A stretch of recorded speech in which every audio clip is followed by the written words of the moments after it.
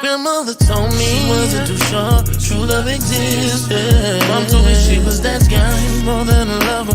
Don't get it twisted. Don't get it twisted. Even in my younger years, tired of feeling lonely, eyes full of tears. Codependent deep inside this resentment. Yeah, you'll be my girlfriend and I'll ignore my fears. See, I always been a hopeless romantic. You got a problem, let me fix it. I'm no mechanic, yeah. They say I'm just attract. Seems like I attract attached, yeah. How to get free when I'm a stranger to me. You're my real, you're my real, yeah. You know what I'm talking about. You're my real, you're my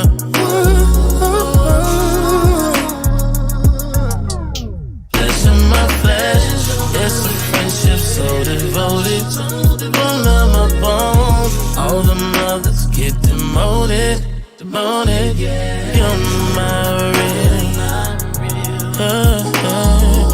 you're my. Now after 12 years, we still got a problem. Remember everything in the first word.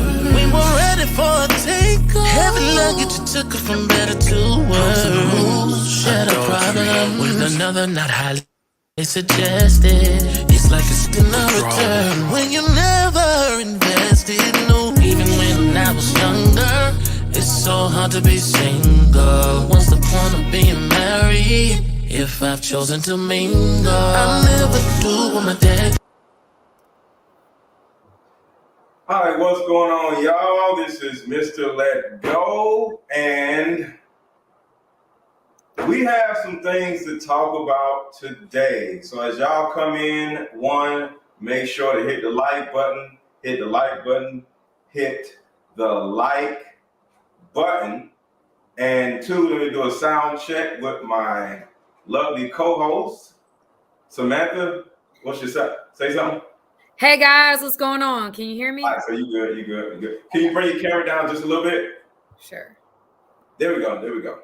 Okay, so before we start and have this conversation about whether this situation with, because we're not really going to talk about just the Tyree Nichols situation, because, you know, this man's family is going through a lot, and I don't want to be or ever be this gossipy person to talk about people, right? But the one thing that I want to talk about in particular is if this rumor is true, and the rumor is allegedly something coming out that Tyree Nichols was working at FedEx with one of the officers' baby mama, and there's a possibility that they were sleeping together. And this is possibly the reason why this whole situation went as far as it actually went. Because if you guys have been following the story, they just pulled him over and things just went crazy. They didn't ask for his license or anything. So it seemed like they knew who he was. And at the same time, there was another rumor that said that, I don't want to get this wrong, once things went bad, because I don't want to say any triggering words, once things went bad, the officer who has a baby mama that works at FedEx took a picture of the man and sent it to his baby mama. So this could be alleged, this could all just be a rumor or whatever, but like I said, the reason why we're here is to talk about this in particular. Why is it so difficult for men and women to move on after breakups? Yeah. You got a baby mama, you got a baby daddy, you don't let your baby daddy see his kids because he don't moved on, or the dude is stalking a woman, Or like, why is it so difficult for men and women to just let go of these relationships? Like, because if this is true, this is the reason why this man possibly lost his life, because he doesn't want nobody being with his baby mama. So, Samantha, first, just simply introduce yourself, and then I want to know what you think about this, and then we're gonna get started.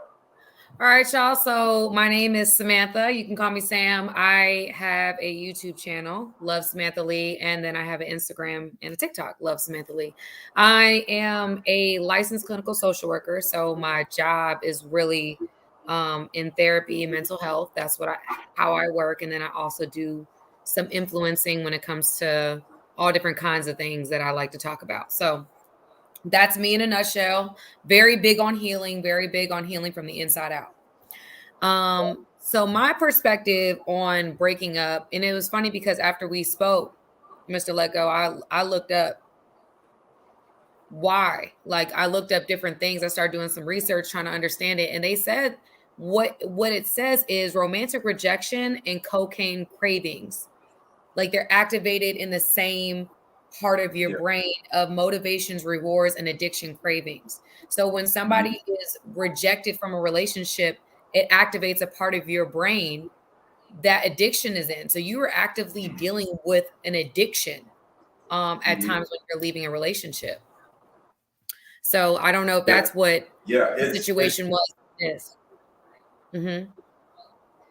It's almost like, and these analogies are not going to be specific because everybody feels differently, but it's almost like somebody like taking like oxygen from you or something, you know, just all of a sudden you're just like, whoa.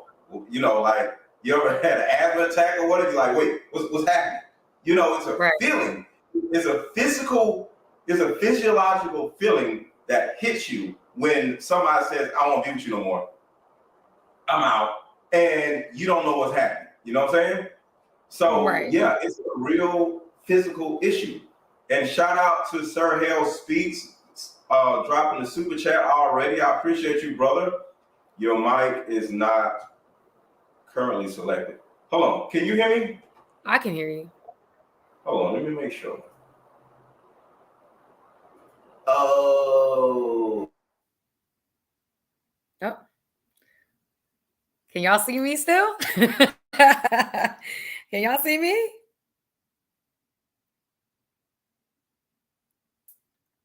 All right. Some new comments. Okay. Hold on, y'all. Thank you, Bruiser. Damn it. Hold on. All right, so we good. All right, thank you, Bruiser. No, it wasn't fine. I had to fix it. So do I sound different now? You sound clearer now. But you didn't sound unclear before either. So okay, cool. Yeah. All right, so that's what's up. So we good. Appreciate you, Bruiser. Yeah, sometimes my people gotta hold me up. So, all right, so let's get into this. So first the story, and then we're gonna get a little deeper into life, right? Because everybody is here for the story, and some people have no idea of what is happening. So there's a rumor that is saying that the police deletion of Tyree Nichols wasn't necessarily an innocent situation. There is a rumor going around, and it is only a rumor because I don't know these people, and I don't want to be turning around, saying anything crazy because I don't know. But there's a rumor saying that Tyree Nichols worked at FedEx, and he allegedly was dating or whatever Officer Demetrius Hale's his baby mama. Now, Demetrius Hales is one of the officers that I'm just going to say allegedly deleted Tyree Nichols. Now, this to be a lie, I don't know. We're just talking about this, right? And they both worked at FedEx. So the officer Haley was seen several times taking photos of Tyree after A, B, and C happened, and he sent it allegedly to his baby moms. Now, all of that is going to come out because we don't know. You know what I'm saying? We just hear about things and we want to talk about it. But the reason why we're here is not just to talk about that. It's to talk about you as a viewer. Why is it? Because if this is true, why is it that people have a problem moving on? So I want y'all to think about this, because I got some notes. Everybody hit the like button. Everybody hit the like button. Everybody hit the like button. Whether this story is true or not, I want to talk to you as an individual. Why is it so difficult for you to let go of your ex? Why is it so difficult for your ex to let go of you?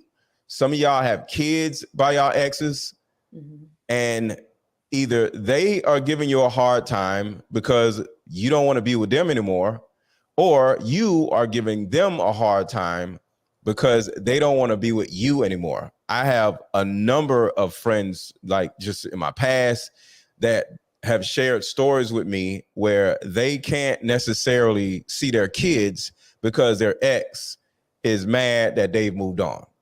I know a number of women who said their ex did not want to act right, did not want to see their own kids, or threats and all this other stuff, simply because the woman, wanted to move on. Right. So this is a bigger story than just this Tyree rumor, because it's just a rumor. So that's the thing I want to have this conversation. So Samantha, earlier we was talking about how, to a certain degree, a person experiencing a breakup in a lot of occasions didn't see it coming, right? Yeah. So say me and you are together, right? And in my mind, everything is amazing, right? But what a lot of people don't understand is the way I'm experiencing you is not the same way you're experiencing me. That's right. And simply because I'm experiencing you and everything is going great does not necessarily mean that you're experiencing me the same way. That's right. Some people suffer in silence. Or they could be loud. Go ahead. You know, go ahead. I was going to say, or they could be, I think a lot of times we hear what we want to hear, right? And maybe you don't, we talked about earlier about perception. Your perception is your reality. My perception is my reality. And so I think a lot of people feel like, oh, well, I don't think it's that big of a deal. Well, it's not really up to you. It's up to the other person that you're in a relationship with. Do they think what you've done is that big of a deal? Or to get to the place of the ending of a relationship. So I think we have to, sometimes because we don't agree with someone's perception, which I've talked about in other videos, we don't agree with someone's perception or how they view something, we automatically write it off as if it's wrong. It doesn't necessarily mean it's wrong. It just means that it's we all are growing up and we have childhood experiences. You talk about that a lot, MrLetGo, with just people, how they've been raised by their mother, by their father, their experiences with both parents, how that is a direct correlation to how you show up in relationships when you grow, when you're older and you're an adult. And so I think a lot of people, the way that we process things is different. Therefore, our perceptions are different. And that's a beautiful thing. And it could be a terrible thing. But either way, our perception is our reality. So, yeah. So I'm glad you said that. I want to go a little deeper. There's a psychological thing that happens with a lot of traumatized men and women. And what that psychological thing is, we actually literally, and the majority of us have done this without us even knowing it. We actually experience our mother a certain type of way, right? Experience our father a certain type of way if our father was in our lives. And then we grow up looking for the reincarnation of our mother whether male or female, in another person, right? Mm-hmm. So this is how deep a breakup can be. Imagine if you went out and started dating the reincarnation of your mother or your father, or if I dated you and you are the reincarnation of my mother, right? So not only are you my lady and wife or all this, whatever, center of my universe, but subconsciously, you're also my mother. Mm. And then you turn around and say, I don't want to be with you no more. I'm not just losing my girlfriend. I'm subconsciously losing my mother. Mm-hmm. Yep. And I think that people don't talk enough about how much our childhood experiences play into our adult experiences in relationships. If you don't heal some of the trauma that you've experienced, I know we talk about daddy issues. There's definitely mommy issues that present itself in a lot of different relationships. And if we don't deal with those things, it'll be very hard to have a functional relationship as an adult. Right. And a lot of the relationships we are having. Mm-hmm. What? Yo, I don't know if you can read the chat, but Manelik says Samantha is the reincarnation of Wonder Woman. And when I looked at that and I looked up, I'm like, oh damn, you somewhat look like Wonder Woman. You talking about the actress or you The talking actress? about Yeah. Oh, that is hilarious. Okay, I'm sorry. Well, thank you. So dating somebody or falling in love with somebody that is, or potentially can be the reincarnation of your mother or of your father, that can actually cause a lot of trauma in that particular person when that person says, I don't want to be with you no more. And now you're actually grieving. You're grieving the death of a relationship, the death of the pathology that you have been following. Because a lot of times, here's something that a lot of people don't realize. I say this all the time. He or she didn't break your heart. In a lot of cases, they broke your narrative. They broke your pathology. You're thinking you're supposed to be with this particular person because they make you feel like your mother made you feel. This person is just like your mother. Like talking about just getting into real quick, Blueface and his girl, what is her name? I think it's Christian Rock, whatever her name is, right? Krishan. I think it's Krishan. Yeah, that's right. Krishan Rock. He is the reincarnation of her father, even though her father is in her life, because I've seen how her father acts. I think, I'm not sure, but I think he's like an ex-gang member or something like that. And of course, Blueface is maybe, I'll just say maybe, also that, right?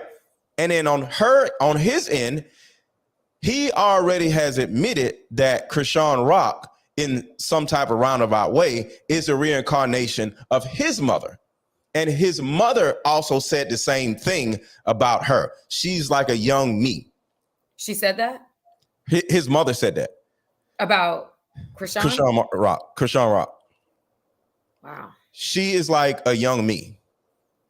And one of the reasons why him and his mom get into it so much is because, to a certain degree, she's aware that he is replacing his mother with Krishan Rock. And she doesn't want that feeling of he just replaced me, because there's a lot of non-sexual relationships that are just weird with mothers and sons. Yeah.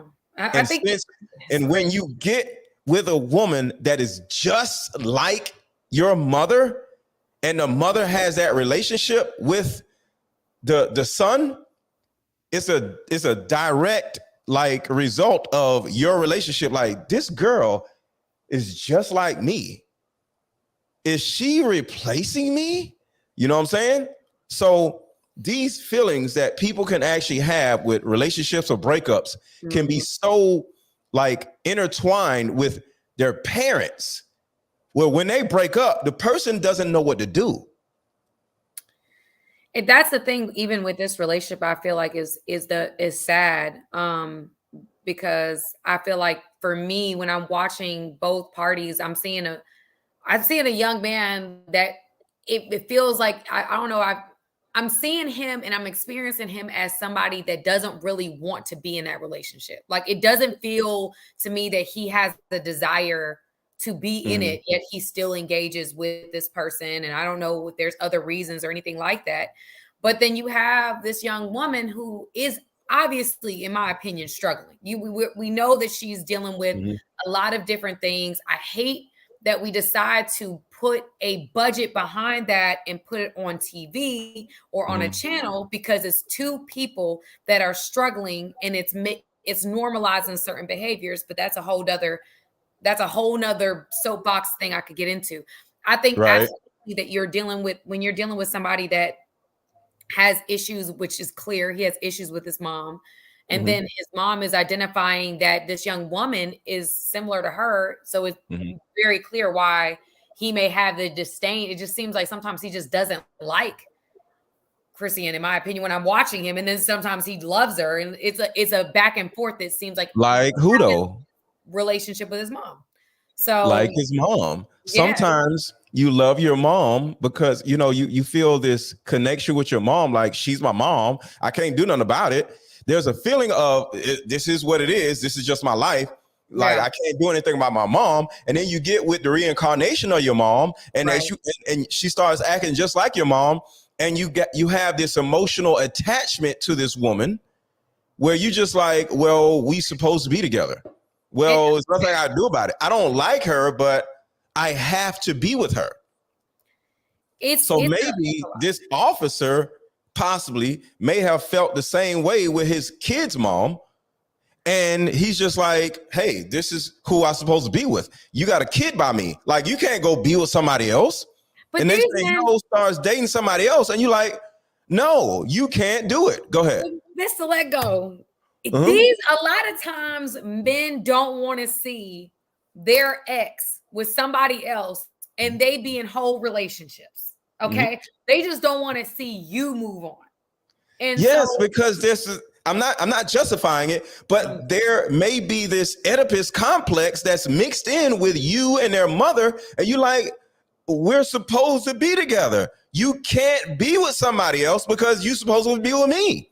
Not saying it's right, but men in particular, and I'm talking about men, you guys, we get with women and we unintentionally see this woman as the reincarnation of our mother. And even though we don't even like the woman as much as the last woman, but because of the symbol that is in our brains matching this woman that is out in the world, we actually went out and got that woman and brought her into our lives in order to unseat the symbol of our mother that is in our brains and replace her with this woman. And now this woman is now the new symbol of the feelings or the nurturing that you got from your mother. And your mother has now been unseated in your brain, and she is now replaced. And she turns around and breaks up with you. And you're like, okay, what just happened? You get what I'm saying? I get what you're saying. I think a lot of times when we go into childhood, we have different attachment styles that we go through: secure, anxious, ambivalent, avoidant, all these different attachment styles. I think that when there's a thing called, I think it's called object permanency, that a lot of people struggle at different attachment styles. They don't take rejection the same way. It's much deeper because I've been abandoned. Like, even though you don't, you may abandonment. not, it's abandonment issues that are really coming to the forefront. Like, I was rejected by my mom. I'll forget that. I'm not going to be rejected by you. I'm not going to allow something else to leave my life. And so therefore I have this attachment, unhealthy attachment to something that is hurting me, breaking me, taking my peace away, because that's familiar to me since my childhood was in that same type of disarray. I think that you're Mhm. absolutely right that we do tend to model relationships, whether we realize it or not, things that are familiar to us growing up. Like if you grew up with somebody who's an alcoholic parent, right? They're alcoholic. And so you get older and you being with somebody who's an alcoholic is not that far stretched. It doesn't look that weird. It doesn't look that strange because it's familiar to us. And what's familiar is not always what's best for us. But a lot of times unless we start to address and heal the wounds, we will then be attracted to things that are familiar to us because that's our nature. And so that's really what it looks like, Yeah, and some of you, and I'm not saying I don't look at it like this, but some of you might look at these officers doing this to this man, and if this rumor is correct, y'all might be like, this dude is crazy. And it's a possibility, if this rumor is correct about this officer, it's a possibility that, because I actually did this when I was young, it's a possibility that he, as the officer that sees this man as, a threat to his life because he's dating his baby mama, right? The other officers probably had no idea what was going on. So they like, I'm around here. We catch this dude, right? They corner the guy, and the one guy is going crazy on the dude, and the other guys was like, yeah, I don't know why we doing this, but I got your back. And they start, going crazy on the dude. But the one dude is going a little crazier on the dude. And they like, yo, he kind of tripping, but I got to have his back. And next thing you know, it gets to the point where it becomes fatal. And now they just like, yo, like, I think we kind of, all right, forget it. We ain't going to say nothing. We got each other's back, And so going back to my situation, when I was a kid, there was one of my mom's boyfriends. I was like 9, 12 or something like that, right? Right. He abused my mom, right? In front of you? And in front of you, I was a kid, yeah. Oh, in right? front of you. Okay, so you were there. In front of you. Right. So when I became 13, 14, I was a little, drug dealer or whatever, right? So I had a little crew, and my friends had no idea, right? But I made up a story. I was like, yo, this dude, he robbed me, he did this, he did that. And they like, where he at? Let's get him, right? He didn't rob me. He robbed me of a part of my childhood because he caused a certain amount of trauma because he did something to my mom in front of me. So he robbed me of something emotionally, right? Yeah. But they didn't know why I was doing this, right? So I sicked them on this dude. So we run up in a liquor store. He's in a liquor store. It's a plaza, right? He runs up on a This is real. Okay, keep going. I was like, okay, go ahead. Okay, so you run up on your stepdad, or he's like your boy? No, your just a dude. Just a dude that my mom was dating. And I was harboring this for like 3 years because you're a kid. In the hood, you still see the people because nobody leaves the hood, right? So you still see people at the store. So I'm still too young to actually jump on them or whatever because I'm a kid, right? But I'm like, I'm gonna get your ass, right? So 3 years later, I'm 13, 14, and I make up this story that he robbed me. So we run up on him in a liquor store. I'm like, bah, bah, bah, bah, bah, and they kicking him and all this other stuff, right? Right. But I'm going a little harder on them than they are. Right? Personal. He doesn't recognize you. He doesn't even know it's you. He don't even know it's me. Wow. Okay. I'm going crazy, right? They pull me off of him. They like, yo, chill. Like, see if he got the money that, and of course he ain't got no money. And they like, all right, he ain't got no money. Like, chill. Like, bro, what is you doing? Right? Because I'm going crazy. You're going nuts. I'm like, bro, he just robbed you. Chill. Like, he ain't got the money. Let's go. Right? In the back of my mind, I got you. You know what I'm saying? So it's a possibility, right, that the officer, Demetrius Holler, whatever his name is, Right. Demetrius something, Demetrius Haley. may have had this vendetta on this dude, right? And he's like, yo, I caught him. This dude did A, B, and C. And then the other dude's like, let's go, let's get him, you know? And they chasing him and going through the woods or whatever. And they finally catch him. And they just like, yo, why you make us chase you? They probably slap around a little bit. But this one dude is going crazier than the other dudes. But like in my situation, they pulled me off of him. But in this situation, they don't pull him off. Right. And it turns into something that's, you know what I'm saying? Maybe, I don't know, maybe. MrLetGo, a lot of times when we see like crimes like this, Mm-hmm. we always try to find a reason why it happens, right? We all like that's human nature. When certain things, I mean, with Trayvon Martin, with George Mm-hmm. Floyd, with all these tragic deaths that we see, You know, want to know why? Yeah. we want to make it a why. We want to make it like, you know what, there's got to be a reason why someone would target someone and go out of their way to brutalize them in the way. Like, y'all, for anybody that's watching, this is just my side note. Just because it's posted don't mean you got to watch it, right? I've had to learn that a lot of times for my mental health, I don't watch certain things. I'm an empath. I take things in. I'm very, very sensitive. Just me reading about the video has literally impacted my anxiety in and of itself. But I would literally say that when we try to create like, oh, well, there must have been a reason. There must have been a reason. And a lot of times it's just an undeniable, in my perspective, an undeniable evil force that exists in this world. That's what I believe. And so I don't know if it's true or not. Today we're going to utilize what some people are alleging happened. Yeah.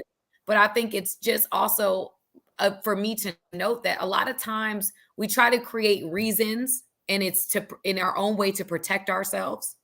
You know, oh, well, why did that happen to that girl? Well, she was walking down the alley at 4 a.m. That's why she got attacked, or that's why that happened. And it may have something to do with it, but it tries to create an illusion of control that we have over our lives, and we don't. You know, life happens. Life is going to keep being life.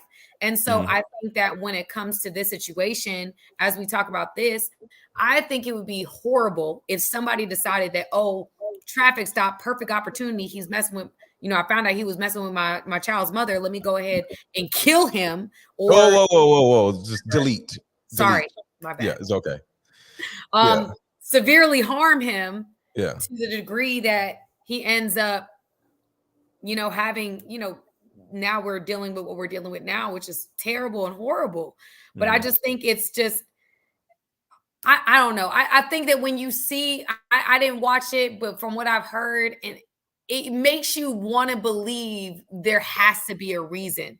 Like, you don't just do this to people. You don't just go out of your way. I don't think people just do this to people. I think there's a reason. There's a reason that has nothing to do with the person, because just like we're talking about the whole mom thing, sometimes we take things out on other people because this person is a representation of another person. Right. You know what I'm saying? Because we can go a little deeper in that. You know, because people say I'm dating the representative of a person, but sometimes the actual person is a representative of another person. Yeah.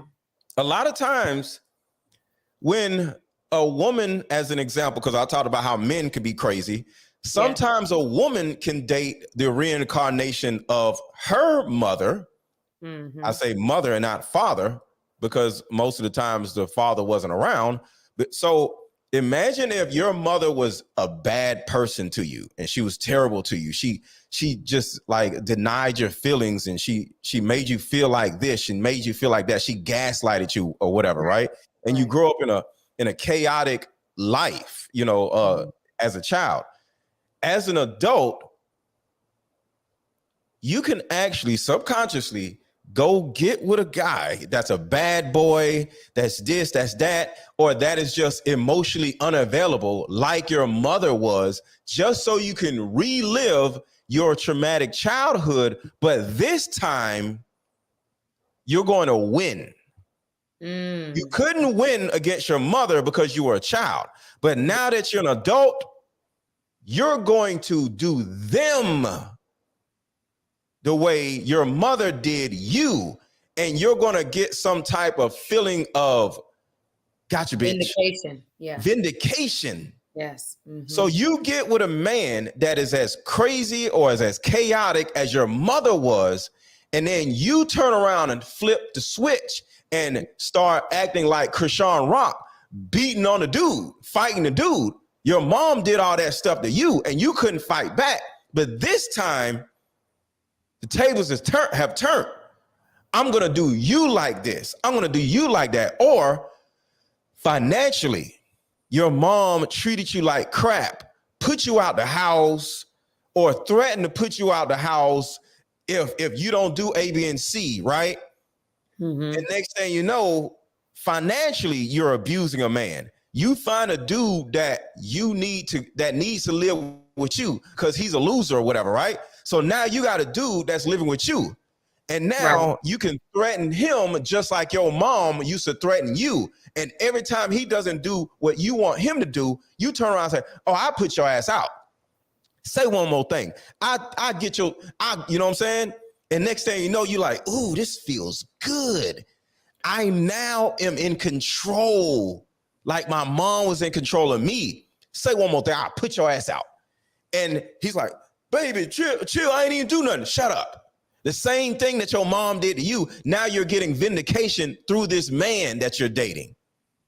I think sometimes when it comes to like, when I see relationships to that point, I see a lot of people modeling what they see. So like, I see a lot more people, like if their mom had a like for your example that you gave, like your mom was dealing with a guy that was abusive and things like that, that opens the door for someone to be, it familiarizes the idea of being in something abusive where it's not really that bad because my mama went through it, or it's not really that bad because my daddy did it. Like I know for the situation with Christian, I don't know how to say her name. I think it's Krishan, but Krishan, yeah. It's Krishan. Okay. Just being respectful of her name. But I think that for me, when I see a relationship that's like that, her father was the aggressor, you know? So you're absolutely right where she's in a relationship with a man who's not really there, which is very much like her father. Emotionally unavailable. Yeah. Right.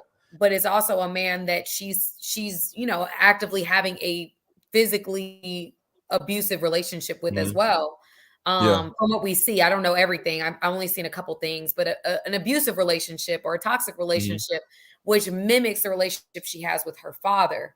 And so I do think that when people say, oh, well, this is weird. Why, MrLetGo, are you making these connections between girlfriend and mom or daddy and boyfriend or daddy and husband or whatever? There is a connection because a lot of times what we are exposed to is what we then get attracted to because we look for that kind of thing. We look for, if we didn't have control in our childhood, there's a lot of people like, you know what, when I'm an adult, I'm going to be in complete control. I'm going to have all the money in the world because I'm never not going to have something to eat. Whatever that is for that person, their childhood plays a huge role in the decisions that we make as adults in our relationships and how we conduct our lives, how we do business, how we work, what kind of relationships are okay, what are not.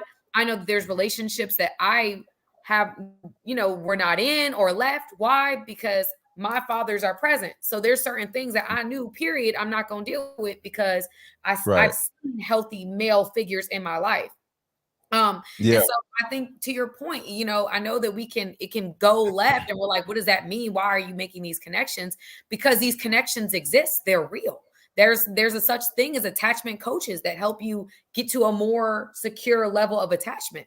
So we have to talk about these things. It's very important. That's how you truly heal. And I always go in a direction of the human brain, and the human brain, it attaches symbols to other symbols. It's called association, right? So if, like I said, I was abused as a kid or whatever, I have symbols in my brain that make me feel a certain kind of way when I think of it, right? And sometimes when you've been traumatized, you actually search for or look for more of those things to make you feel like you felt back then, even when those feelings are negative. It's children who turn around and cut themselves, right? Why are they doing this? It actually sparks endorphins inside of them, and it gives them a certain feeling of how they felt when they were abused when they was a kid, right? Mm-hmm. So instead of if they was getting slapped around as a kid, instead of slapping themselves around, they'll cut themselves instead, and it'll give them the same feeling that they had when they was getting slapped around by their parents or whatever. So people sometimes look for negative experiences to take the place of their negative memories. So it's like you want to experience your memories all over again. Like, for example, me and my mom was homeless at one point, right? And sleeping on the street. And we actually had to go stay in a motel, right? It was like the worst motel in Atlanta. It was crack, and it was drug addicts, and as pimps, prostitution, all kinds of stuff. And we was living next door to all this stuff, right? And as an adult, I went back to that motel and I rolled through there, right? Why am I doing this? Because I wanted to feel something that I felt when I was a child, right? Now, I didn't go get in a hotel room and live in there or whatever, but I did ride through there and I was like, yo, this is surreal. And I actually re-experienced us living. I remember the same place that we stayed at was there. So I looked at it and it matched, because we talk about association in your brain. It matched my symbol of my memory. So to help me experience my childhood all over again. Some people do this in relationships. Yes, they do. And they re-experience their childhood all over again. So real quick, just a quick commercial break. One, Cash App. I'm about to read the Cash Apps in a second. Cash App is Aaron1000. Drop a super chat if you want us to read your comment. If you got a question for us, drop it in the super chat so we'll read it. And but another thing is, if anybody on here is a content creator and you want to learn how to grow on YouTube, make sure to hit the link that is pinned at the top of this chat. It's also pinned at the top of my comment section. If you want to learn how to grow on YouTube, you can join my coaching group. You can ask me 30 questions a day because you have full access to me. It's probably somebody in the group chat asking me questions now while I'm on here.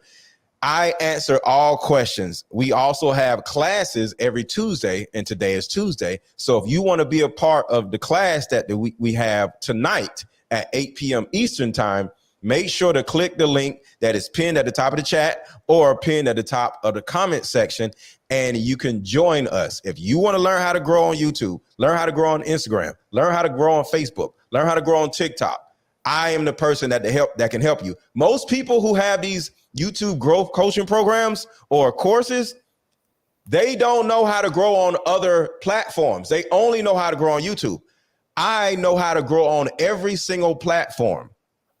So if you want to learn how to grow on every platform, hit the link that is pinned at the top of this chat, and I got you. And for the price of that, you will make it back if you do the work. Because some people, hey, they don't want to do the work. It is what it is. But if you do the work, I'll get you that money back times 10,000, because I make thousands, tens of thousands of dollars a month doing what I do. And I can help you do somewhat the same. I can't guarantee anything, but I can help you do the same. This is a $10,000, $100,000 industry just doing content. And if you want to learn how to do that, hit the link. And don't be whining about how much it costs, because it need a damn cost, because I'm worth it. I'll change your whole life. I'll help you leave your damn job. But if you too cheap to want to grow, stay your ass out here and keep working at Burlington Coat Factory or something.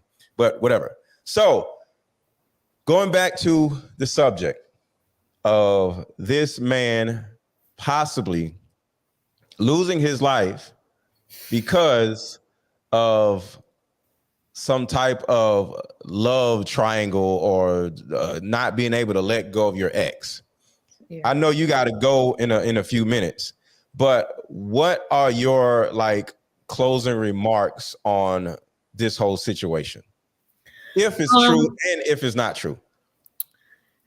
Yeah. So my closing remarks for this, I think, and I could stay a little longer. I have a Yeah. Okay. yeah, but cool. it's up to you, whatever works for you. Okay. But for me, closing remarks on that situation is that if whether it's true or not, I think it's a horrible thing that happened to that young. Like it literally keeps me up at night thinking that something like that could happen to someone. It's just so. It's getting into that thought of like bad things happening to seemingly good people. You know, it just doesn't make sense. But if that did happen, I think that number one, I feel like we have someone to have that type of rage and anger when it comes down to someone dating your ex or your child's mother. There's a lot of unresolved, there's a lot of things going on there. And that's I'm sure there was red flags along the way.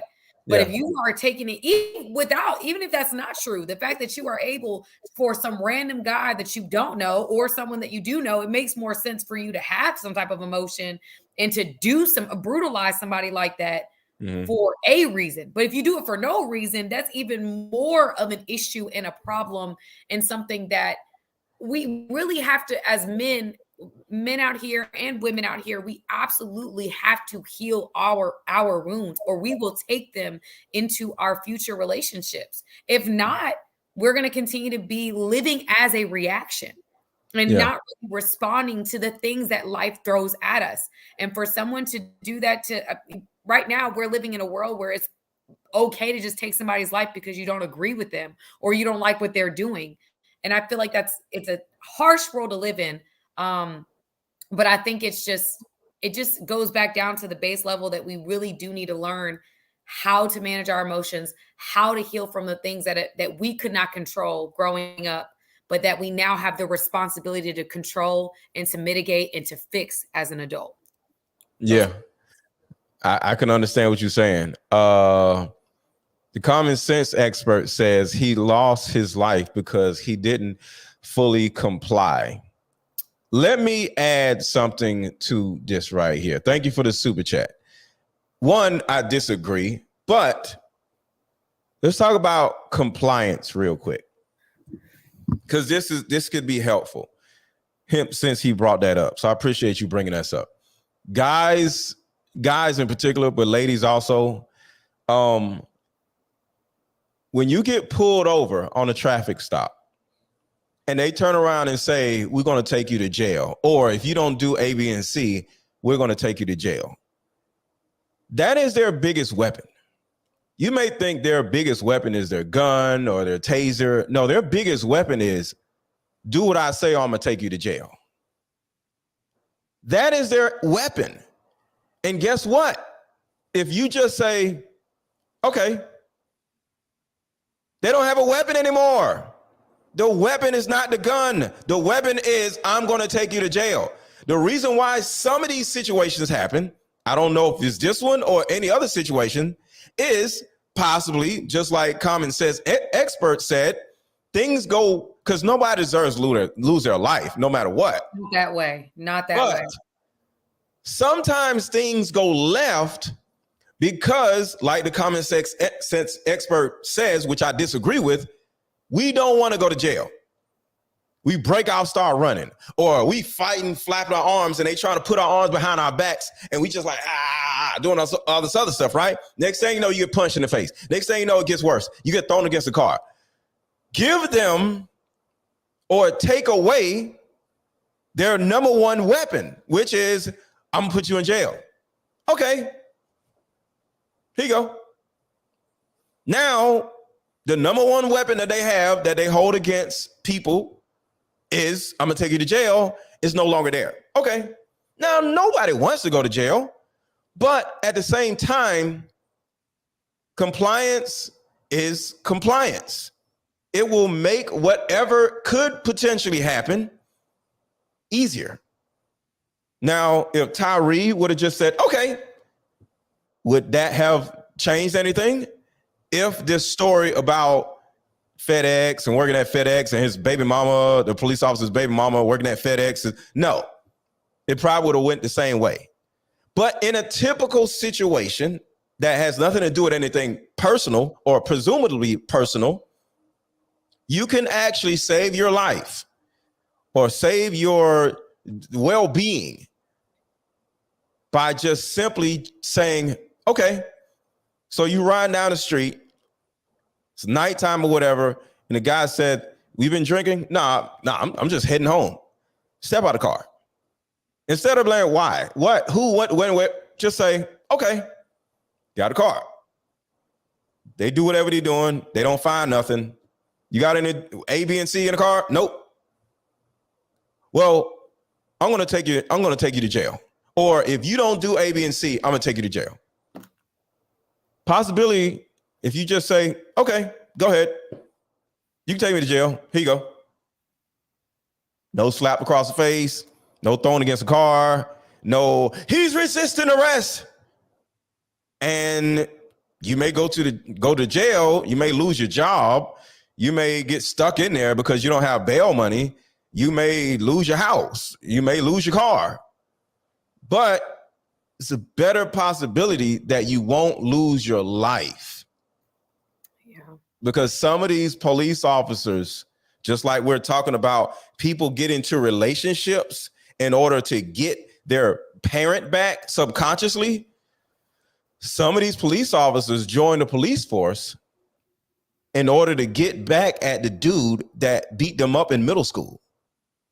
Get back at society for treating them like a doormat. Get back at somebody for what they went through. And it's bigger than a person wanting to be a police officer.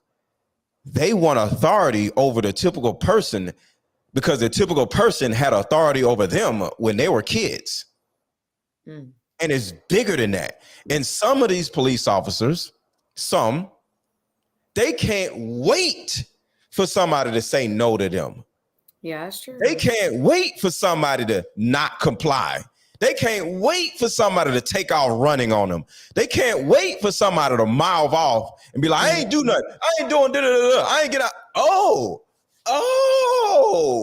we got a fighter. You know what I'm saying?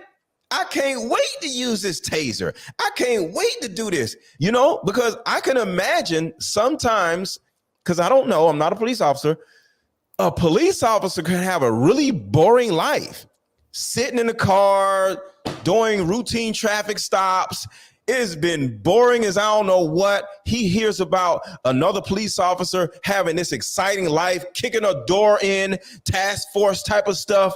And he's like, golly, I would love to be able to take down a bad guy, but I'm just doing routine traffic stops. I'm not on a task force. Man, that sounds so exciting to experience. Next thing you know, a person doesn't comply. And you like, this is my opportunity. And then you start doing something extra to give you that same feeling that the guy experiences in a task force, whatever. Next thing you know, you getting jumped on or beat up or just, treated like crap simply because this man just wanted to get his rocks off. But if you comply, which is not always perfect, which is not always, whatever, but this is a human being, possibly a traumatized human being that may be looking for some action, may be looking for some smoke. And simply because you don't comply, you get your ass beat. So simply complying may save your life. So even though I don't agree with Mr. Common Sense when he said he ended up going through all this because he didn't comply, you don't want to be the victim of some cornball that needs to get his emotional or physical rocks off on an assailant or a bad guy simply because you decide to mouth off or not get out the car or not comply. Give them exactly what they want. And I want to say this. When you get pulled over at night, especially as a man, the first thing you have to do is turn your dome light on. The first thing you have to do is turn your dome light on, because a police officer walking up to a dark car may feel like he may be in danger because of who may be in the back seat. But if nobody's in the back seat, he isn't going to know that because the car is dark, because it's nighttime. But if you turn on a dome light and a police officer walks up and he's able to see inside of the car, it may slow down the adrenaline or potential adrenaline going into this police officer's bloodstream by pulling over a dark car, in a dark area. But at the end of the day, that is a part of compliance. With me, when I get pulled over, I actually control the narrative instead of the police officer. I get pulled over, I turn on a dome light, I start talking to the police officer first. He walks up, hey, what's going on? I want him to hear me speak first. As a man, this is my way of saying I'm controlling the narrative. My job in every situation is to control the narrative. I am the thermostat. When I walk into a room, when I come up on a panel, I literally change the temperature of the room. So I change the temperature of the police officer. So he pulls up, he pulls me over. I turn on the dome light. He walks up to the car. I speak to him first. Hey, what's going on? Hey, how's it going? All right, how's your night going? It's going all right. Now he sees that I'm not scared. He sees that I'm not belligerent. He sees that I'm not, like this typical person that may have something stuff in his car. No, I'm chilling. I'm starting a conversation. I'm asking him questions and him instead of him asking me questions. So now once he starts talking to me, it's now a conversation. We're having a conversation now because I started talking to him first. He most likely isn't in a position where he's like, all right, this guy's going to run. This guy's going to do something crazy. This guy's hiding something. And this guy's drunk. Nope. I'm chilling. So now you actually have made this police officer feel safe. But in most cases, the police officer's job is to make sure you feel safe. No, make the police officer feel safe. Make the police officer feel like, oh, okay, this is going to be a normal routine traffic stop. This guy is kind of cool. Now it's a possibility that the police officer doesn't feel like this is a guy that I'm going to get my rocks off on and beat him up. No, this guy's kind of cool. And there's a possibility that you don't even get a ticket, let alone get beat up, get deleted, or get thrown in jail. You might even get a ticket, because when you treat police officers like human beings, just like treat women like human beings, treat the person at the store as a human being, sometimes we forget these other people are just human and they go through stuff. Yeah, that's true. And if you treat people as human beings, like they might be having a bad day, and you just give them a certain amount of grace, a certain amount of love, that person won't take out their trauma on you. So what are your thoughts on that? I think that it makes me think about Romans 12. It's a verse that I know very well, but it just talks about how you don't repay evil with evil. You overcome evil by doing good. That's the last part of the verse. And so I think that when we react to certain things, I know that typically we want to just snap off. We want to go and meet them where they're at. We want to meet them with that same energy, but it doesn't produce a better result. And I don't know the situation with Tyree. I don't know. I didn't watch the video. I have no idea how that all transpired, whether he ran. I don't know any of those things, any of those details. But I feel like there is truth to not giving anyone a reason on any level. Like as many variables as you can control so that you're not in a position where it's life or death. You've got to do that, because no one wanted, I never would want to see my son or my daughter being taken out of this world this way. I mean, this is terrible. Nor do you want to see yourself being taken out in this way. And it's sad that we have to have these kind of conversations where we're doing this, but this is just the reality of the fact. Do we want to believe that every, police officers in their right frame of mind and they're healed and they're really trying to do the right thing? We want to believe that. We want that to be the truth, but that's not always the truth. There are good cops, there's bad cops, there's people that maybe shouldn't be a cop, who knows? But at the end of the day, if we can try to control our response to things and not just be so reactive, there's a lot of things that we may be able to control. We can't control outcomes, but all we can control is how we respond to adversity. And that's the only thing that we can do. So the common sense expert says, I'm a cop. And when you're cuffed, you're no longer a threat. So allow yourself to get cuffed, y'all. Don't go, I ain't do nothing. No. Wasn't he cuffed though? Wasn't Tyree I'm not cuffed sure. at some point? I'm not sure. I'm just speaking just as a scenario, right? Okay. You get pulled over and he asks you to come out, get out the car, and next thing you know, you hear the noise of pulling out the cuffs, and he's like, put your hands behind you, and you're like, nope. Just like, okay. Because just like he just said, as a cop, he's a cop. He knows how it feels when you're cuffed. He's now in control, and there's no threat. So the not putting your hands behind your back can be an example of or direction, whether you put your hands behind your back or whether you fight the cop could actually be the difference between you making it home to your family and not making it home to your family because you're in jail versus not making it home to your family because you're in heaven.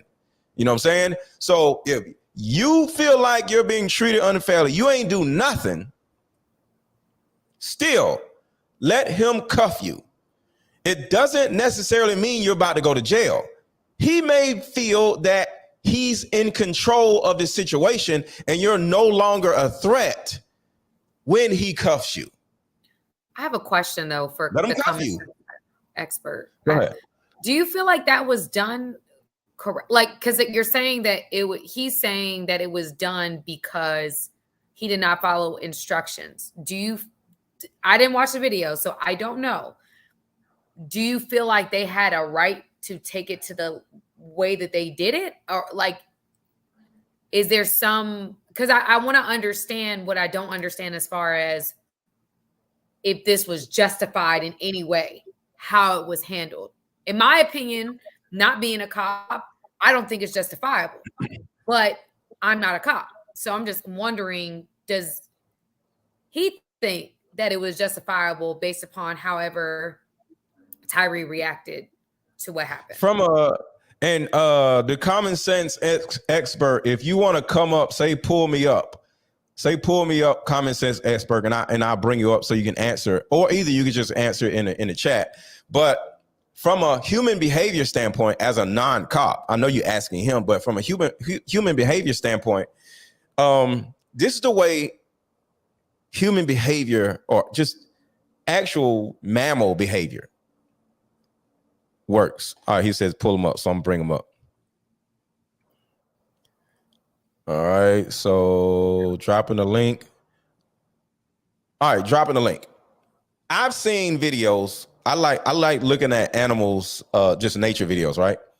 Okay. I literally seen a video where, okay, sometimes they have tigers and lions in habitats, but it's still like the wild, but it's a huge habitat, right? Mm-hmm. It was a video of a tiger going after something, some elk or whatever, right? And it actually ran to the point where it got to the end of the habitat and it ran into the fence, right? Mm-hmm. And of course, when you chase, you're running for your life. You don't think you're going to run into a fence. So it's just running. And it went bam, right into the fence, right? And then it hit, it hit so hard where it actually made the elk render unconscious. Do you know the tiger looked at it was looking around. They seen boom, and it falls, and it looked around like, and it walked away. So with all that being said, and there's a reason why I'm bringing this up. Sometimes complying, fawning, you ever heard of fight and flight, right? Well, there's another fawn, fight, flight, fawn. It's fight, flight, freeze, fawn. There's animals that actually play dead. You ever heard of an animal playing dead? Yeah. Whenever you're getting attacked or chased by a bear, I don't know if I ever do it because I'd probably slap the shit out of a bear. I'd slap a bear straight across the mouth and tell him to sit his ass down somewhere. But for any of you, I wouldn't say for y'all to do that. There's a side of this that would tell people to play dead, right? So with all that being said, when you comply to a bear, when you comply to the tiger, meaning you just play dead, you just fawn, right? Mm-hmm. When you comply to a police officer, okay, you now are no longer food. Because sometimes a police officer, all the times a lion or a tiger or a predator, the sport of chasing down its prey is exhilarating, right? Right. When a man is trying to get with a woman, it's like, nah, I'm good. That might make him be like, let me go a little farther and try to holler at her. Let me shoot my shot or whatever. So these hunting things can come out and cause a man or a cop or a lion to actually run faster or go harder at prey or at a person that is fighting something, right? So if you comply to a cop, and in no way am I saying a woman saying no causes a man to want to actually go in or go farther, right? But I'm just saying compliance in some situations with a cop can actually end that feeling of, ooh, I'm about to go crazy. Ooh, I'm about to hunt. So running from a police officer can actually, and I'm about to bring up the common sense expert, can actually cause a cop to want to beat you up or something because the exhilarating side of it. You get what I'm saying? The chase of it. But if you don't run, if you fawn instead of fight, imagine another example. Imagine you get in a small accident, right? Bumper to bumper action, right? And then you jump out. That'll make the other person like, oh, that's what you want to do? Next thing you know, y'all fighting. But if you fawn, you're like, sorry. It literally cuts off their brain when it comes to, I'm finna do this to them. I'm gonna fight you. I'm mad at you. When you show that, when you just show your hands like, I'm sorry, my fault. I didn't mean to do that. Or I'm going to comply. Or it's called fawning. Mm-hmm. When you fawn, you literally cut the other person's brain off where they no longer feel the need to attack or to hunt or to hurt. You get what I'm saying? Or to somewhat defend because a police officer could feel like I'm defending my stance. I'm not going to let you get away with this. Mm-hmm. You are going to go to jail because I said so. But if you say, oh, you want to go to jail? Okay, take me to jail. Now that because I said so is no longer there. You know what I'm saying? Right, I get that. And I think that Lorenzo, one of the guys on there, Lorenzo said, don't hold court in the streets. I think that's 100%. Yes. Hold it in court. At least you made it to court. We can talk about why, what, your proof, evidence. Don't hold court in the streets. Because like I said, I've seen this in animals. If they just fall out, the chase is over, and the tiger or the lion don't even want them. No, they'll walk away. Right. And the same thing could happen with a police. If you just like, oh, okay, take me to jail. He might not even want to take you to jail. You know what I'm saying? So we're about to talk to an actual police officer. Welcome to the show. How you doing, brother? Can you hear me? Yeah, I can hear you. I can hear you. Can you hear me? Okay, I'm in the gym, so I'll try to do my best. So is this fawning something that can save a person's life in your world? Absolutely, because once you're in handcuffs, you're no longer a threat. So even if the officer has bad intentions, he's going to have to do a hell of a lot of explaining to beating somebody up in handcuffs. So once you Right. put your hands up, you comply. You de-escalate it. See, there's a lot of adrenaline. The adrenaline kicks in when you run, and everything is reactionary at that point. And you have to understand how officers are trained. We see a lot of videos where you walk up to somebody and they pull out a gun and it's real quick. I mean, you could pull it up on YouTube. They had one guy, he walked up to the car and it was bam, like within 2 seconds. So if I can see your hands, if you comply, it takes me down. But if you mouthing off, most of these times when things go bad, don't nobody want to hear your explanation. The goal is to get you in handcuffs as quick as possible so you won't hurt me and I won't hurt you. A lot of people, they see you getting tased, but I've been tased before. It hurts. But if you own something, or if they don't, the spread or those prongs are not in you, and they get a full body, how do you say, the electric shock, you can run like you see Tyree. He didn't get the full engagement of the taser, so that's why he was able to take off. But when they first came up to the car, if he'd have just got out and put his hands behind his back, once we get you in custody, we'll explain everything. And if you feel we did you something wrong, go to court, sue us for $1 million or more. But the point is, I want everybody to understand is comply so you won't lose your life. And like I said, I've seen this with animals, ferocious animals. If the animal that the lion is chasing complies, the lion no longer sees this as prey.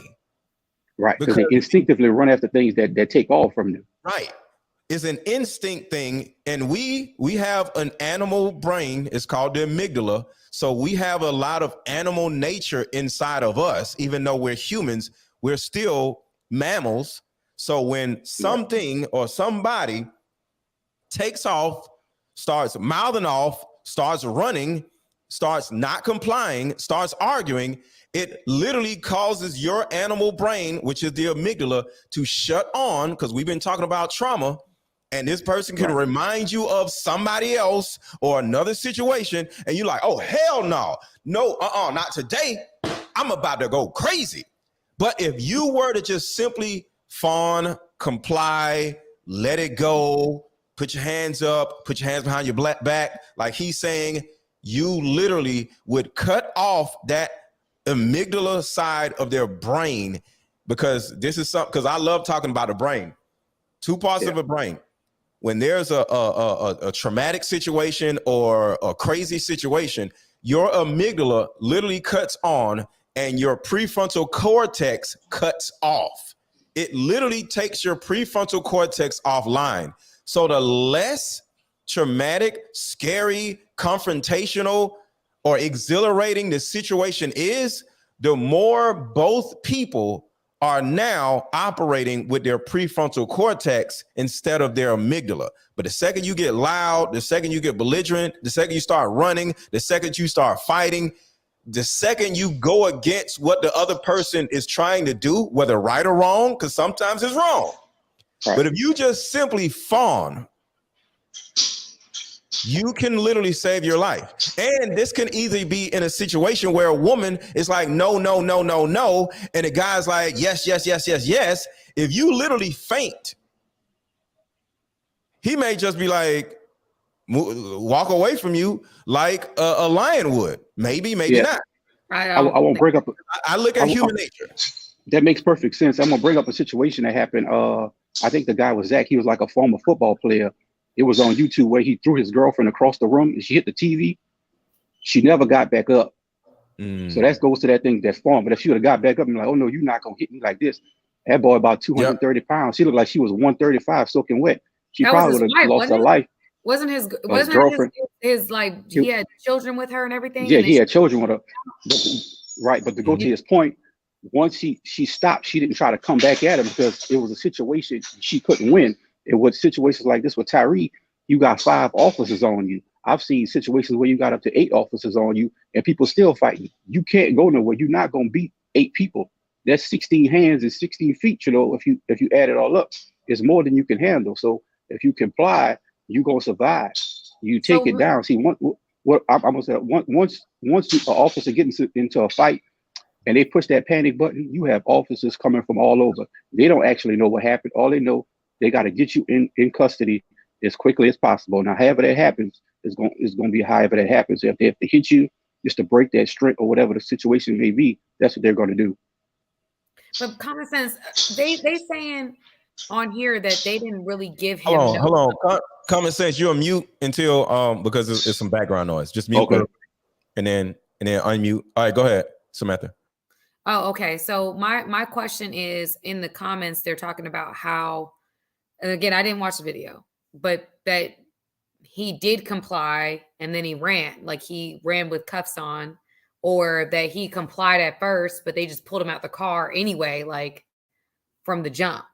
Yeah, I think they just snatched him out the car. Yeah. They didn't ask for his license or nothing because it seemed to be something that was personal. And that's kind of like we was talking about earlier. But yeah, I didn't. In that situation, I think no matter what he would have done, it would have went bad because it may have been personal. Because if the whole FedEx situation with the baby mama was real, that's the actual reason why he was pulled over in the first place. If that was actually real and not a rumor. Does he have a response? Yeah. You ready for me to respond? Yeah. Okay. So in the beginning, you see he's halfway compliant. It's full compliance. Now, put your hands behind your back. Don't try to explain nothing. What's going on? They don't want to hear that right now. You got to understand that adrenaline is running. You know, if you pull up some of these videos, it's situations that happen just like this. The suspect is why? Next thing you know, he pull out a gun and bam, and it's over with. So, like I said again, he wasn't compliant. I watched all 3 videos until the poll cam came up. I didn't see nothing wrong, but that poll cam, it went too far because, and then it's not clear at what point they got his hands behind his back. Again, everything is hands. The threat is going to come from your hands. So once your hands are in cuffs, you're no longer a threat, and it takes everybody down. Takes everybody down, and that's because we can only use the force reasonably necessary to get you under control. Now, what he was on or what he not on, I don't know. That's going to be for the medical examiner to determine that, if he was on anything at all. But most people do not comply initially, and it's full compliance, not what's going on, all that other stuff.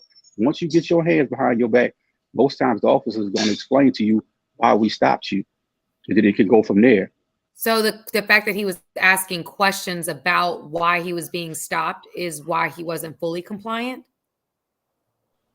Exactly, because I don't want to hear all that in the moment. I want you to put your hands behind your back so I can have control of you. That way you're not going to hurt me, because my intentions is never to hurt anybody. But when your hands are not where I need them to be in a situation like that, because allegedly they had chased him for a while. So them getting all out the car, the adrenaline was already running. So I do want to say this. I just want to say this. George Floyd's hands were cuffed. I just want to say that. Just want to put that out there. Nope, we ain't got to go down that rabbit hole, but George Floyd's hands was cuffed. So I just want to say that. But yeah. Absolutely. That was a totally terrible situation. So I can't even argue with you on that one. But in this situation, if he would just put his hands behind his back and got in the car, because whether the officer had something personal against him, I'm not, everything is on body cam. I'm not about to sit here and let you beat somebody up because you got a personal issue. I'll step in and let. Hold on. So what you're saying is not saying, because I don't want to make, because like I said, this is somebody that lost their life. So what you're saying is, if he would have fully complied and still got beat up, right? Hands behind his back and everything, the other cops would have been able to be like, yo, what is you doing? He's cuffed. Bro, stop. Exactly, because we all got to answer for our actions. So if they got laws now, if I sit there and watch you get beat up and don't do nothing, I can be charged with the same crime. So once you put your hands behind your back and you cuff, you get in the car, there's nothing else to do. Okay. Do you feel like they took it too far though? I mean, like with the situation from your personal perspective or like your professional perspective, because it went very far. I say they took it too far. When I saw the poll cam video, so I mean, they CNN showed like 4 videos. the 1 through 3, I didn't see nothing wrong. But when they got to that pole cam video, it was just terrible, even though it's not clear when they got his hands behind his back. And then another thing you have to understand, what happened was they were sprayed with their version, what they call mace. You know, we have freeze plus plea down here. Once that stuff is administered and everybody catch a dose of it, it can, depending on your physical conditioning, it can make it a little hard for you to breathe on top of you been chasing somebody. So now that brings it up an element more. Then he was tased. Hold on. So that means after somebody's been running for their life, right? You get brought down, you get beat on a couple of times, and then you get sprayed with mace. You can't breathe.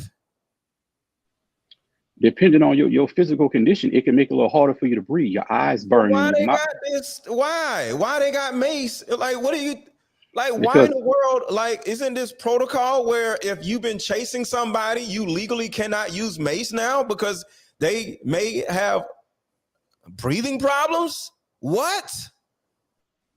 Most people, it affects everybody different, but for the most part, if it does affect one person, you should never use mace on an assailant that you've been chasing. It's supposed to incapacitate you so we can get you in custody quickly. But that if something affects your breathing, it doesn't make sense to spray them after you've been chasing them if it can affect your breathing. Because that alone could have killed the man. Not necessarily. It's very rare that happens, though. They sprayed him prior to him running. What you're saying? Prior to him running, I believe they sprayed him right at the car. Did he took off him after he got caught? No, he got sprayed twice. So he got sprayed in the beginning of the video, which when they tased him too. Then he got sprayed again when they caught him over there at the pole camp before he started running. I'm confused. I didn't watch. Why did they do all that? They tased him and sprayed him before he started running? I didn't watch it. They were trying to get him in custody. You depending on what officer, you could use spray or mace, or the taser. Why don't you use your damn hands as a grown ass man? What is wrong with these dudes? Hey, they tried to. They got him out the car. He kept complying. So the mace is to kind of get your eyes and kind of incapacitate you so they can get you in custody. But some people fight through that stuff. Man, I didn't see the video. Samantha didn't see the video, so I'm speaking in ignorance because I don't know. Yeah, we both are. Yeah, we don't know. Golly, man, I couldn't watch it. I mean, I felt like it was. So I guess because I don't understand what your whole point is that because he wasn't fully compliant, they did everything.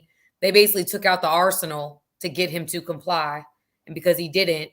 200 plus and then dudes. I guess by the end of it, it's horrible at the end. That sounds like some lazy, out of shape, fat cop type of stuff. Oh, let me pull out these weapons because I don't feel like chasing you. Well, I mean, nigga, why you can't chase the dude? That's your job. That's like a lion trying to use a different way to chase. No, run, chase. Your job is to chase the antelope and take it down. As a cop, your job is to be in enough shape to chase somebody through some damn woods instead of using all these damn weapons. I personally think cops should not have weapons. Run, fight. You use your brute force to take somebody down or either just lose a person. Well, I literally don't think in the traffic, and I understand an assailant may have a gun or whatever, but I don't think police are supposed to have all this shit.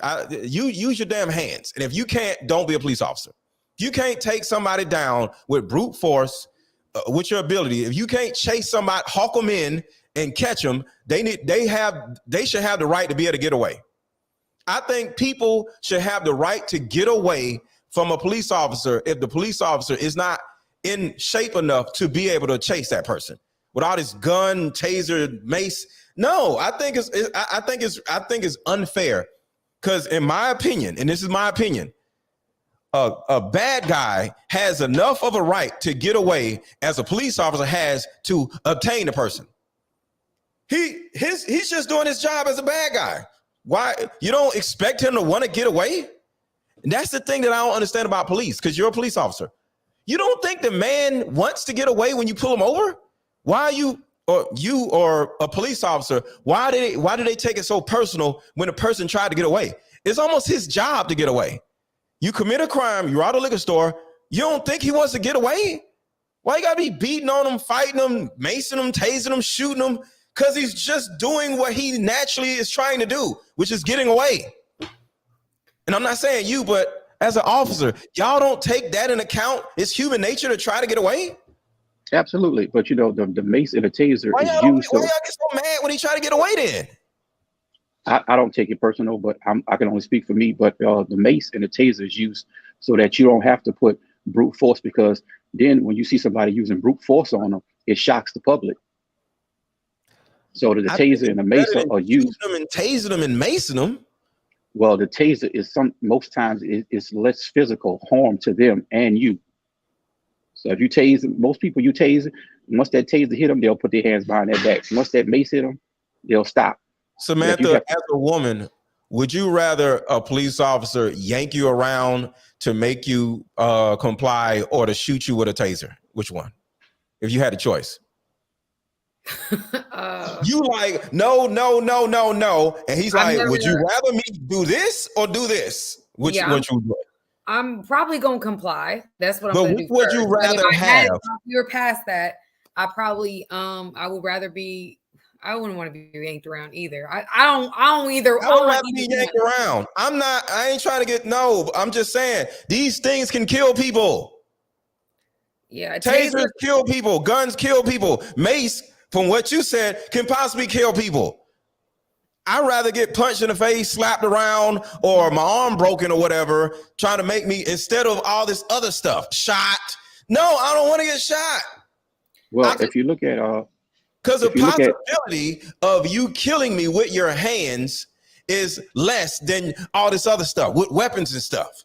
Well, it shocks the public. I don't know if you saw the video of the lady at McDonald's, because she didn't get cheese on her burger. The cops pull up and they punched her in the face a couple of times.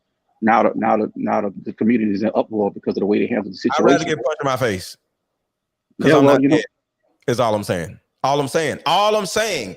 To save people's lives, they need to take these damn weapons away from police because they misuse them. Either they're lazy as hell and they rather use them instead of chasing or using their.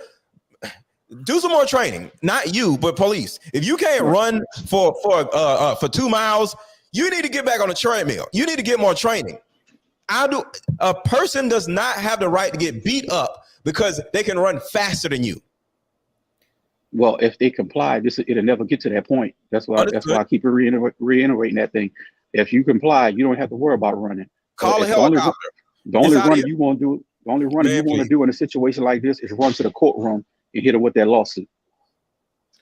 All I'm saying is I think police have way too many different ways of subduing people that takes them out of the simple human aspect of, let me grab this person, take them down.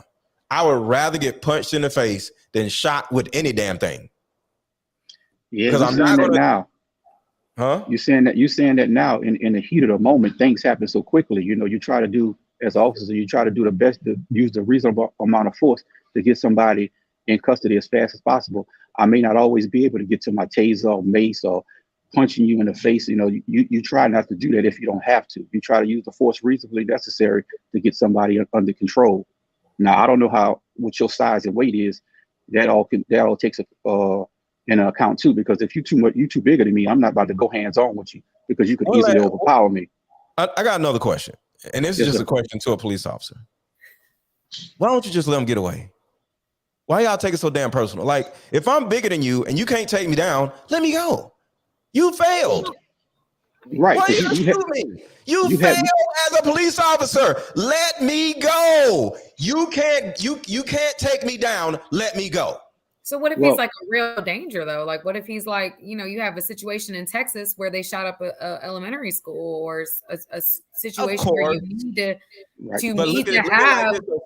He shot something first. So that brought a variable in this situation where you can turn around and, you know what I'm saying? Okay, so I'm talking about a simple assailant, a drug deal, whatever, just assailant or either a routine traffic stop and I got a warrant and I jump out the car and start running, or I'm bigger than you.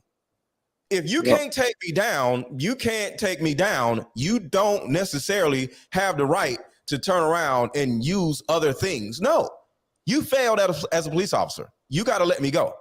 You got to take that on the chin and say, hey, I couldn't subdue him. All this gun, taser, mace stuff, I don't know. I just think it's laziness. You can't take me down. You got to let me go. And that's we all, as officers, we have officer discretion. If I feel if a situation is too dangerous, I'll wait for backup to come.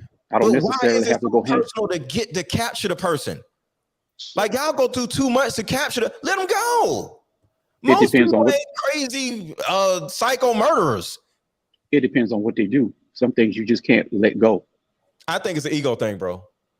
It may be. I'm not. That's the reason why I'm saying it. Don't you think all this shit is a damn ego thing?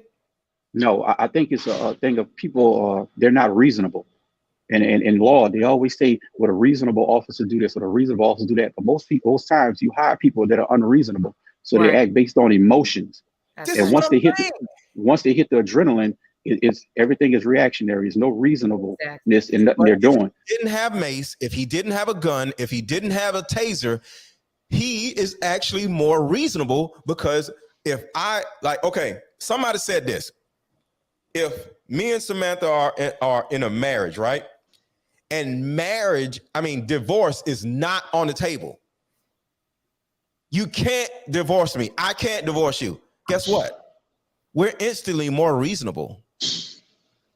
So if there's no gun, there's no mace, and there's no taser, you as an officer are instantly more reasonable.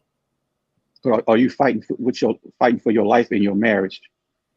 In this situation, you're a police officer in some of these chases, and sometimes he punching back, he fighting back, and guess what?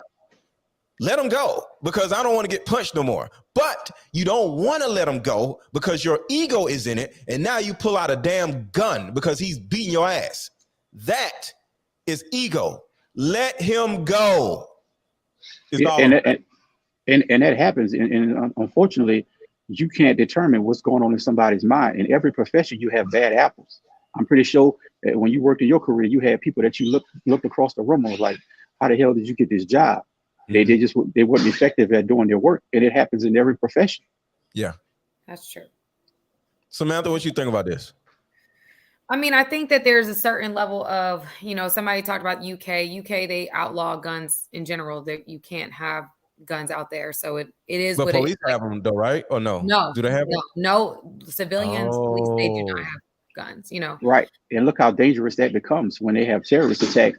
They SRT team has to come and respond instead of you having officers right there on the scene to deal with a situation to save more lives.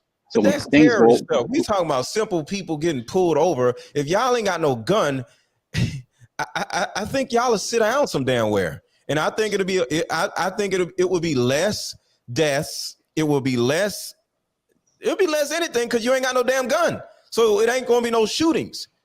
And a lot of times you're gonna actually have to know how to fight. And if you can't beat me, I get away. And I think that's fair. You can't beat me in a fight. I got the right to get away. You got to train more. But what the thing, the common denominator I see in a lot of these situations is young black men in fatherless homes that want to fight the police all the time. Well, these police grew up in fatherless homes, and they so that makes it even worse. Because they grew up in fatherless homes. So the police grow up in fatherless homes too, though. And that makes it worse because now you put somebody, they're emotionally unstable, and now you can give them a gun. With a gun. Think about this. With a gun.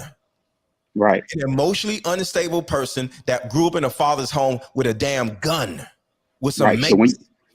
So when you encounter somebody like have none of this shit. If you are, in my opinion, because I don't make no laws, if you want to be a police officer with a gun, you have to do this, or have this type of background, or have this type of training. If you're a police officer with mace and if you want all three of these things, gun, mace, and taser, you got to go through like a doctorate degree of police work. But if you don't pass those tests, or if you can't, if you don't have a certain upbringing, you can't have a gun, you can't have mace, and you can't have a taser, and you got to get out here and get it how you goddamn live. My opinion. You got to know how to and if you just ain't gonna catch people. You just ain't gonna take people down because you too little, you too weak, or you too lazy. Oh well, because up here you don't have it in you to actually carry a gun. It's disgusting how they give every goddamn police officer the same amount of weapons, and they all be and some of them be messed up in the damn head. Right, it happens. People slip through the crack. But if I could challenge you to do something in your spare time, just go do a ride along so you can get a better understanding of what goes on and how quickly things transpire. How to do that? I would love to do that. I don't know what parish you in. Well, counties in wherever you from. I'm in Louisiana, so we have parish. Okay, I guess Fulton County Sheriff's Office or the PD just ask to go down there and do a ride along, and they might put you in a vest and you go out there, and you'll get firsthand knowledge what goes on because. Like I see, it's situations where you walk up to somebody and they pull out a gun real fast on you. If I get a chance, I'll send you a couple of videos I'm talking about. That way you can get an understanding of what. Let them go. Let them go. No. Like, think about this. Just as an example, just as what you just said. If I'm a police officer and I pull up on a car and he pull a gun on me, I'm like, oh shit, you got it. As you no, he pull a gun on you, he's gonna shoot you. No, he's trying to get away. He don't want to shoot you. You want to shoot him more than he wants to shoot you. He's trying to get away. He don't want to go to jail. He's pulling a gun so he won't go to jail, not so he will go to jail. He ain't gonna shoot you. Ain't nobody running around shooting police officers like that. He trying to get away. So if you let that man go, you safe. But what you got to understand is you don't know the desperation. You don't know what these people have done prior to you making contact with them. The second you go like this, there's no desperation. You can go, sir, don't shoot me. You can go. They got a video I want you to check out. It's called The Phoenix Officer Ambush. He responded to a domestic situation. He walked into the door, and a guy was in the door. He said, "Hey, man, come help me. Something happened to your audio. I don't know what happened. Can you hear me? It's weird, but go ahead. Okay, this Phoenix Officer Ambush, it was a one-off, right? Are these officer ambushes normal, or is it a one-off? You're basing. Okay, are you? Can you hear me now? Yeah, I can hear you better now. Okay, I'm gonna have to get a little closer to the ambush that you think of a one-off. Well, let me let you go then, because we're going to end the show now anyway. It's 1:45. But thank you for pulling up, brother. And yeah, anytime, man. Just let me know, brother. Let's do this again. Send me a DM on Instagram, bro. Got you. I would love to have a conversation about just the mindset of police. So my Instagram page is right here, Mr.Letgo. Okay, I'll hit you up when I come out the gym. All right, thank you, man. All right, appreciate it. All right.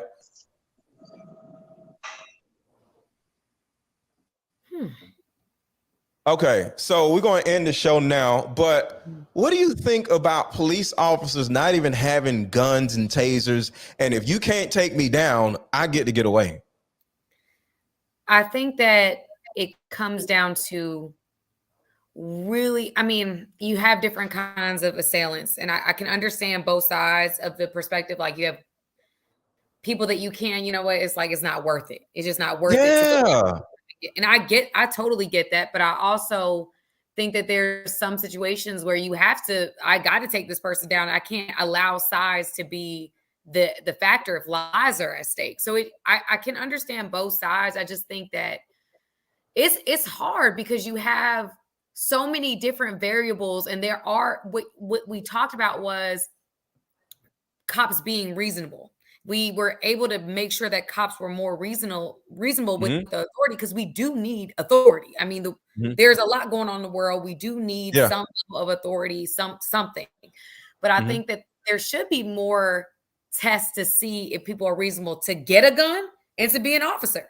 I mean, both. Right. Because I think that we don't have a lot that's rings to go through, especially because I think cops tend to be understaffed, right? It's just like social workers and other things. It's like we don't have people that are actually we're vetting out in the best way because we need somebody to wear the vest or we need somebody to do the job. We're not necessarily checking if their mentality or their reasonableness is there. And so I think that it gets into so many other variables. And I think it's I don't know. It's like a lot that you would have to do to figure out as far as like who is what. That's all I'm saying. I think because just my whole summary of all this, I think we need to certain police officers have to earn a gun. Yeah. You can get a badge, but you got to earn a gun.